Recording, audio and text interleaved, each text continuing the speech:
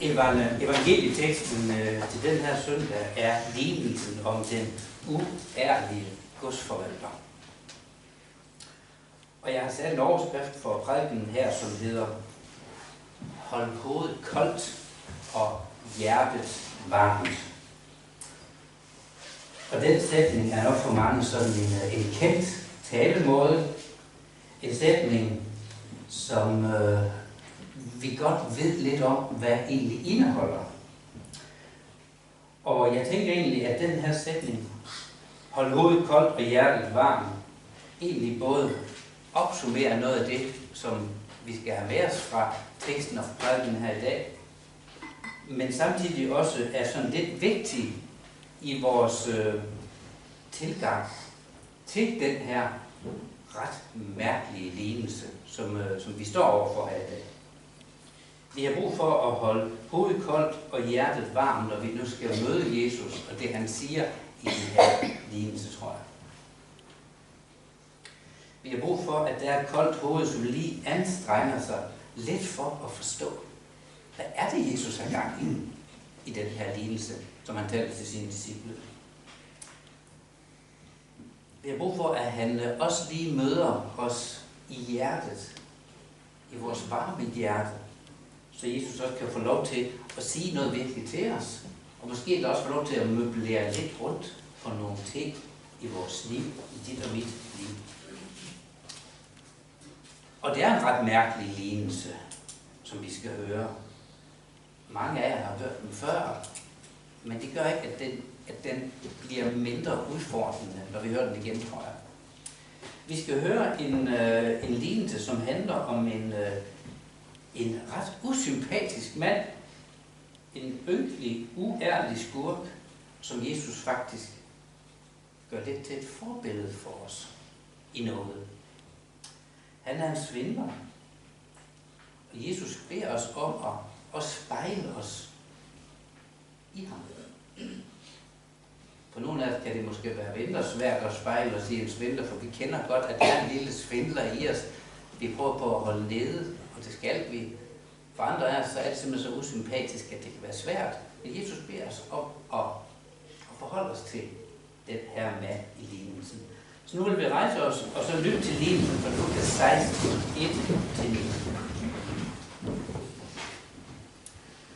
1-9. Jesus sagde også til disciplene: der var en rig mand, som havde en godsforvalter. Om ham fik han under hånden at vide, at han ødslede hans ejendom bort. Så tilkaldte han forvalteren og spurgte: hvad er det, jeg hører om dig? Aflæg regnskab for din forvaltning, for du kan ikke længere være en forvalter. Men forvalteren spurgte sig selv: hvad skal jeg gøre, nu da min herre tager min stilling fra mig? Grave har jeg ikke kræfter til. Tikke skammer jeg mig ved. Nu ved jeg, hvad jeg vil gøre, for at folk skal tage imod mig i deres huse, når jeg bliver sat fra bestillingen. Han kaldte så sin herres skyldnere til sig, en for en, og spurgte den første: hvor meget skylder du, min herre? 100 ankre olie, svarede han. Forvalteren sagde: her er dit gældsbevis. Sæt dig straks ned og skriv 50. Derefter spurgte han en anden: og du, hvor meget skylder du? 100 tønder hvede, svarede han. Til ham sagde forvalteren: her er dit gældsbevis. Skriv 80. Og herren roste den uærlige forvalter, fordi han havde handlet klogt. For denne verdens børn handler langt klogere over for deres egne, end lysets børn gør. Jeg siger jer, skaf jer venner ved hjælp af den uærlige mammon, for at de, når den slipper op, kan tage imod jer i evige boliger. Amen. Lad os bede. Herre Jesus, vi takker dig for, at du også i dag møder os. Træder frem. Møder os i vores liv. Jesus, tak fordi du har sat os på en klippefast grund med dig som fundament i vores liv. Hjælp os til at høre, hvad vi skal høre lige netop igennem den her tekst. I Jesu navn. Amen.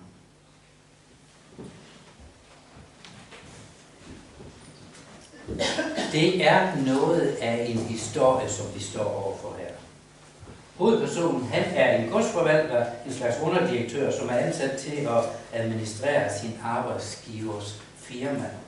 Han har rigtig meget ansvar, og det gør han så på en aldeles skidt og uansvarlig måde. Han ødsler arbejdsgiverens penge væk. Han gør ikke sit arbejde. Pengene, de er fosset ud af firmaet. Og han har sikkert også gaflet en hel del penge til sig selv, sådan løbende, der hvor han kunne. Og da det så nu bliver opdaget, ja, så bliver han stillet til ansvar. Han bliver stillet til regnskab på de penge, som så han bare sådan har fået til at få duft ud af firmaet. Og han bliver selvfølgelig også fyret. Men det er jo kun første del af historien. Her kan vi bare være helt med.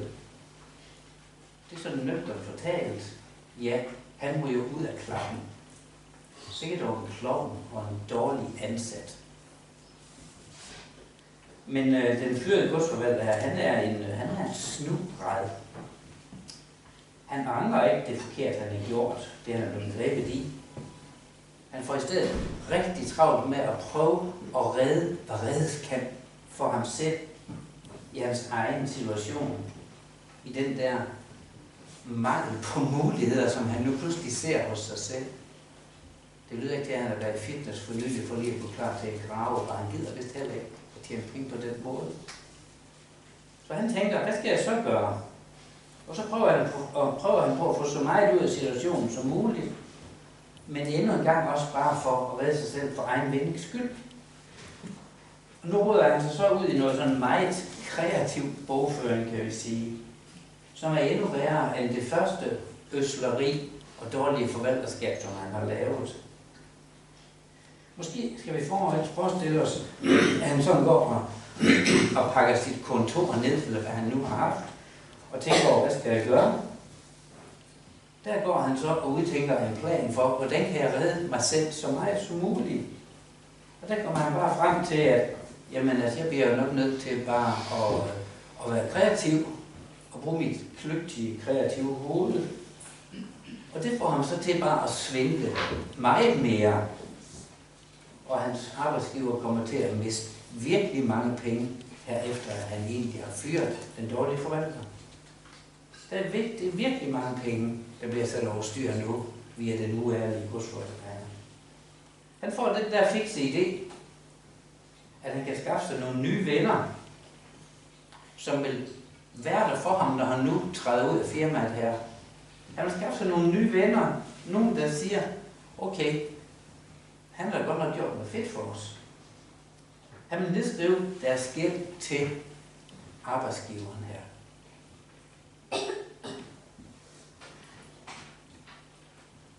Og det gør han så. Vi hører om 2, der har sikkert været flere. Han prøver på at skaffe sig nogle nye venner, som han får sådan en slags taknemmelighedsgældsklemme på. De kommer til at skylde ham noget, fordi han har nedskrevet deres gæld rigtig, rigtig meget. Så har han noget på dem, når han nu om lidt ikke har noget job. Nu har jeg plads i deres huse, tænker han. Adgang til dem. Jeg har noget på dem. Og det er jo svindel, det er økonomisk kriminalitet, det er korruption. Det er så forkert, som det overhovedet kan blive, det han er gang i, ikke også? Der er simpelthen ikke noget sympatisk ved den her usle, uærlige og ret selvcentrerede skurk. Hans hjerte er bestemt ikke varmt. Det er koldt, beregnende. Det er bedragerisk.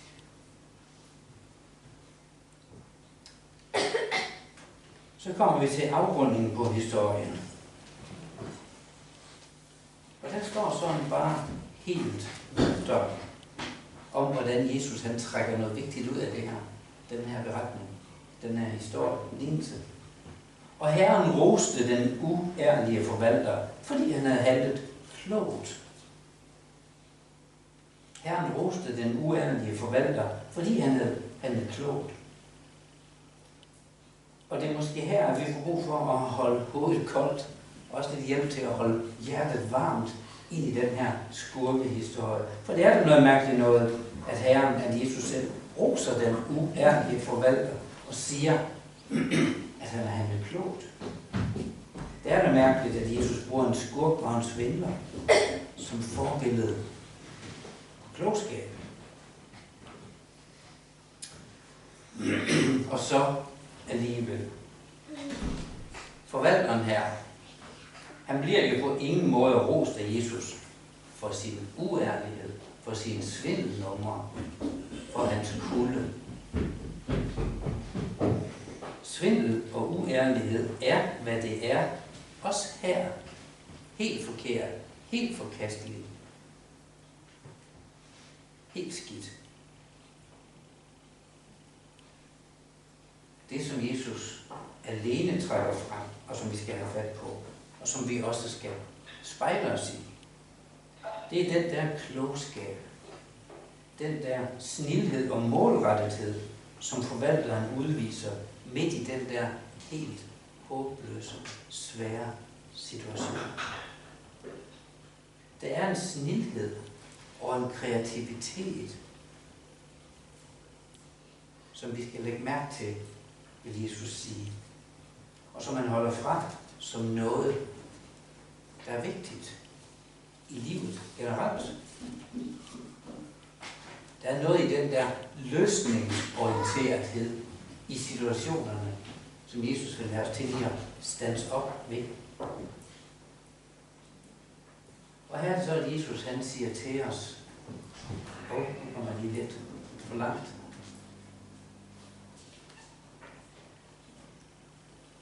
Denne verdens børn handler langt klogere over for deres egne, end lysets børn gør. Det er noget med den klogskab og snilhed i svære situationer og i livet generelt, som er vigtigt. Der er en klogskab og en snilhed, som vi, der er lysets børn, vi, der bor i lyset, i Guds lys. Vi, der er Guds riges børn, Jesu aktive disciple. Der er noget, vi skal lære af at gå efter, også at praktisere på vores livsvandring. Men med varme hjerter, kolde. Denne verdens børn, hvem er de?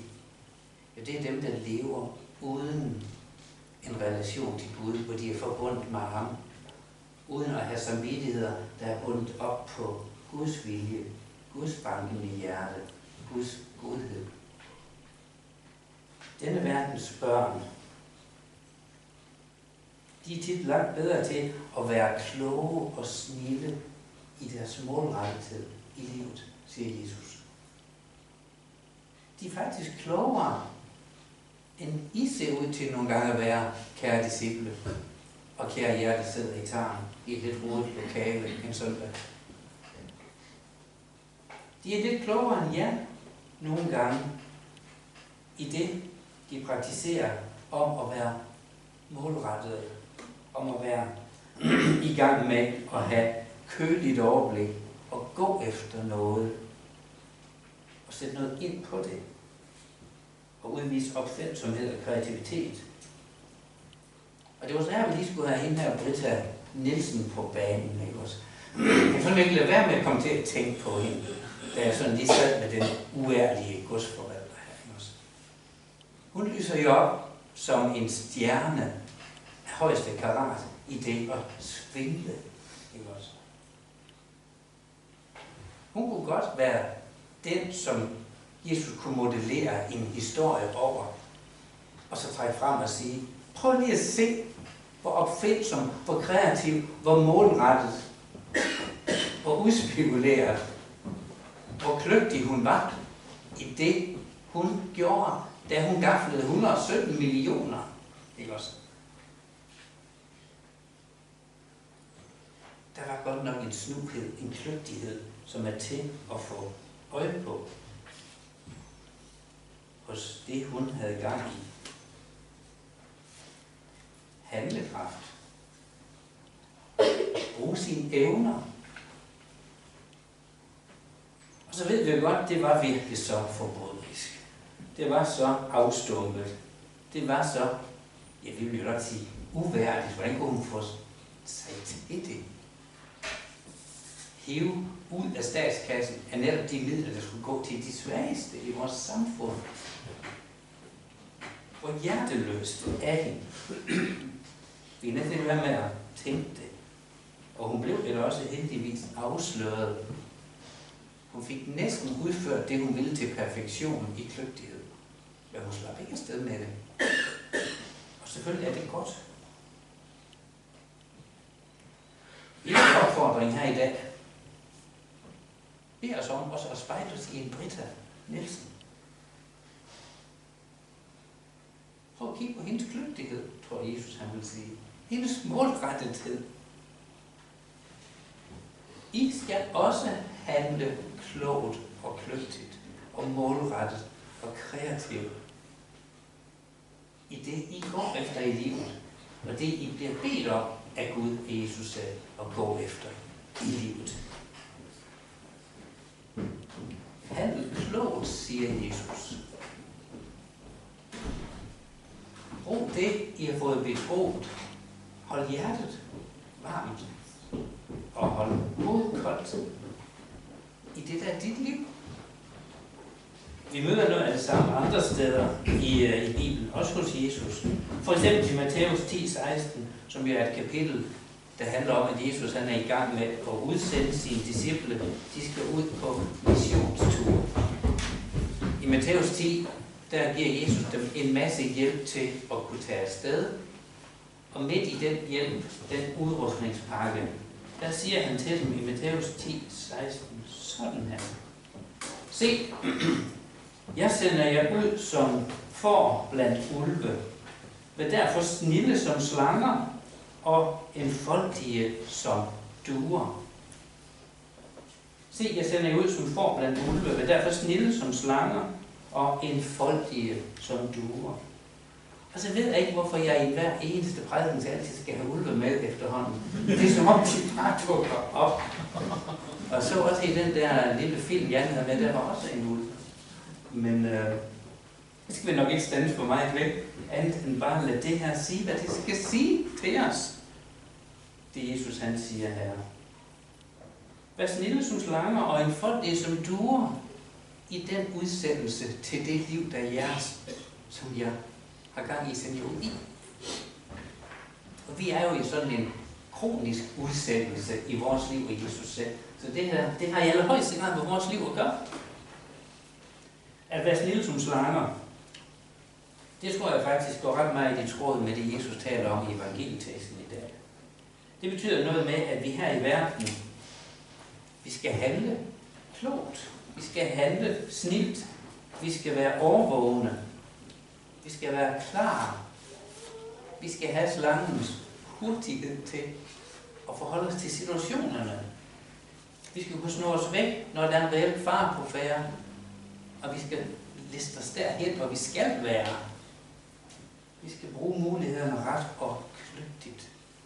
Snille som slanger. Og så skal vi være enfoldige som duer. Jeg tror, det betyder noget med, at vi her i verden, også i missionen, også i hverdagslivet, omgangen med mennesker, som vi er sat i blandt, jamen der skal vi være de der tydelige kristne, som er netop enfoldige, ikke flerfoldige.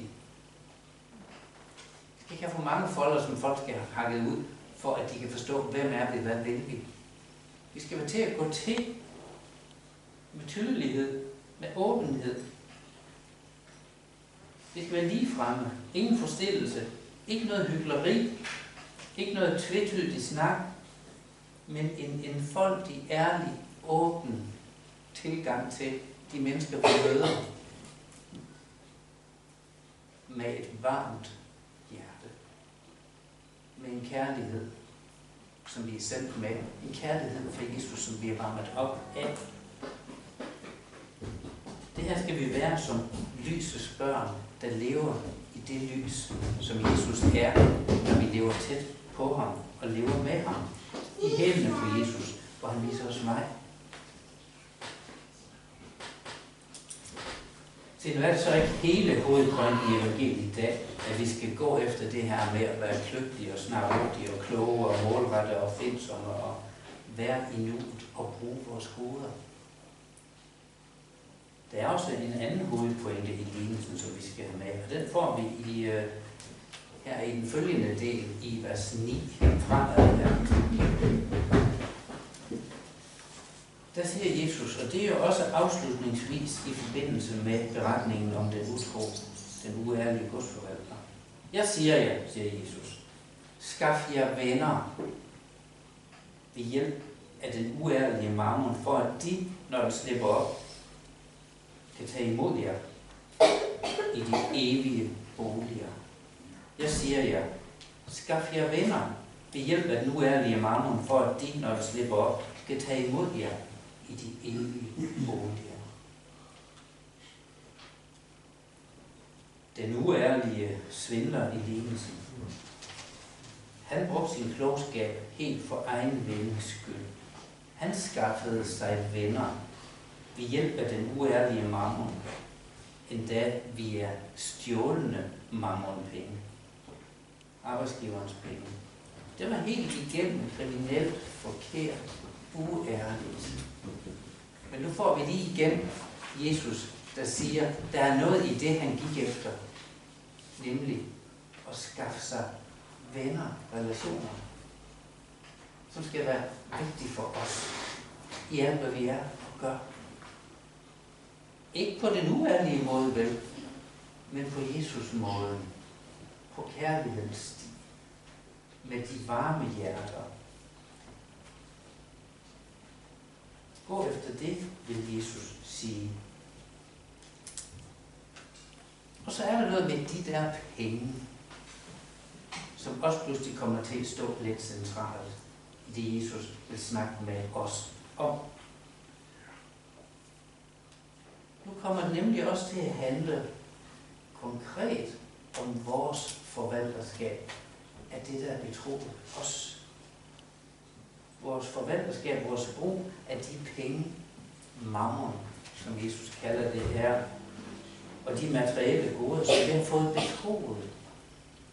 Jesus har virkelig noget konkret at sige om, hvordan skal vi stå med det? Hvordan skal vi bruge det? Hvordan skal vi have det rette forvalterskabsblik på det, vi er blevet betroet? Den uærlige godsforvalter, han er igen et spejlbillede for os her. Han brugte virkelig pengene på uærlig, selvisk og bedragerisk vis. Men Jesus han siger, I skal bruge pengene med klogskab i næstekærlighedens og i evangeliets tjeneste. I skal også skaffe jer venner ved hjælp af den uærlige mammon, ved hjælp af de penge og de økonomiske muligheder, som I har, vil Jesus sige. Hold hovedet koldt og hjertet varmt i det her, også i din omgang med dine penge, det du har betroet. Gå efter at bruge de penge og det, som Gud har betroet dig, som en aktiv del af din hverdagsmission, tror jeg faktisk, Jesus vil sige her, og din hverdagstjeneste for andre. Gå efter at skaffe dig nye Jesusvenner, menighedsfællesskabsvenner, mennesker, du skal have med dig på den nye jord, via de muligheder, du har. Også via dine penge på. Også via de materielle ting, du har. Også via de fysiske kræfter, du har. Jeg tror, det hele bliver taget med ind her. Men lige nu er det konkret pengene, Jesus han peger på. Brug de muligheder, du har for at hjælpe, støtte, vise omsorg med de penge og med alt, hvad der er betroet dig.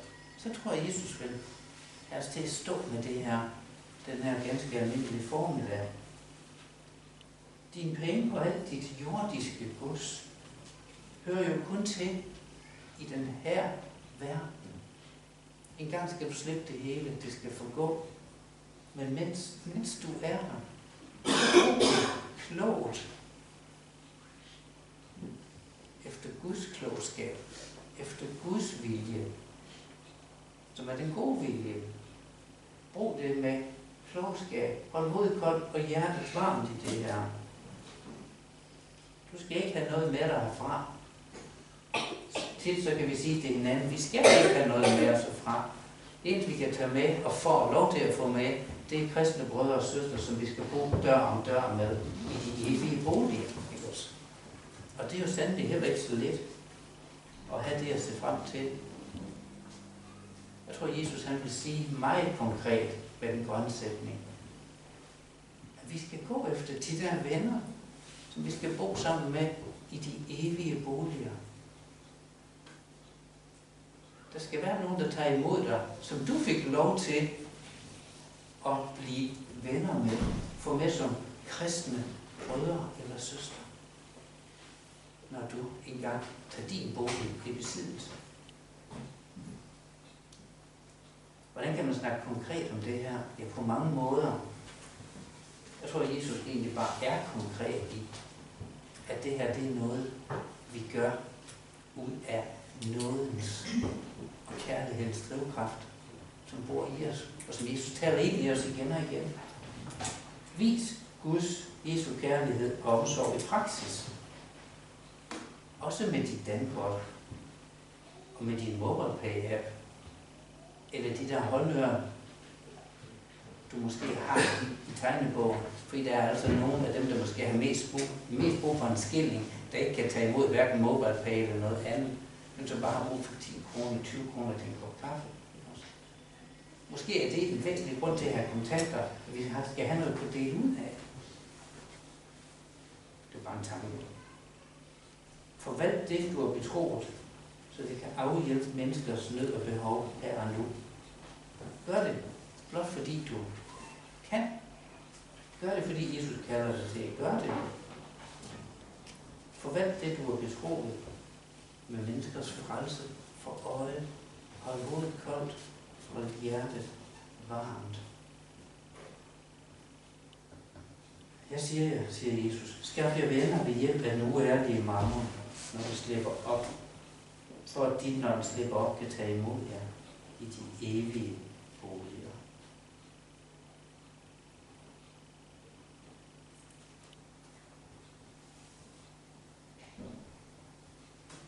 Nu får du lige lidt tid til at tænke dine egne tanker ind i det her.